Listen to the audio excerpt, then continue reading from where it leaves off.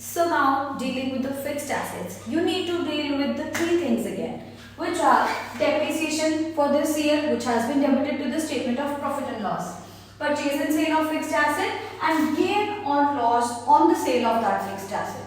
Basically, these are the treatments in cash flow statement. Let's begin with the depreciation for this year. Depreciation is a non-cash expense which has been debited to the statement of profit and loss. So it needs to be reversed and needs to be added in operating activities. Purchase and sale of fixed assets. If it's a purchase, it is an outflow, it is deducted. If it's a sale, it is an inflow, it will be added to the investing activities. Gain or loss on the sale of fixed asset. Since it is a non-operating item, but it has been given effect into the statement of profit and loss, so it will be reversed. Gain is a non-operating income, so we'll reduce it by deducting it, and loss is a non-operating expense or loss, so we will add and reverse the effect by adding in operating activities. Okay now, but where will this gain and loss go in the cash flow statement?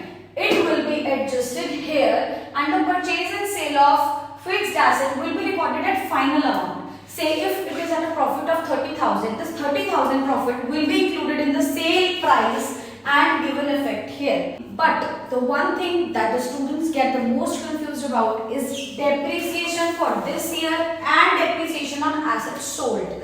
These two are not the same. Depreciation of this year means the total depreciation on all the assets which has been debited to the statement of profit and loss, which needs to be reversed like this. This is the depreciation on assets sold. It is the total depreciation from the purchase date till the date of sale on the assets sold. It needs to be transferred from accumulated depreciation account to fixed account. And also you must keep in mind, whenever accumulated depreciation and fixed assets accounts are given and purchase and sale information is given in the question, it is always advisable to make their accounts to know if there is any balancing figure which can come out to be a purchase or sale of the fixed assets which may be hidden in the question. To know more about the accounts and get handwritten notes on this topic, comment down comments.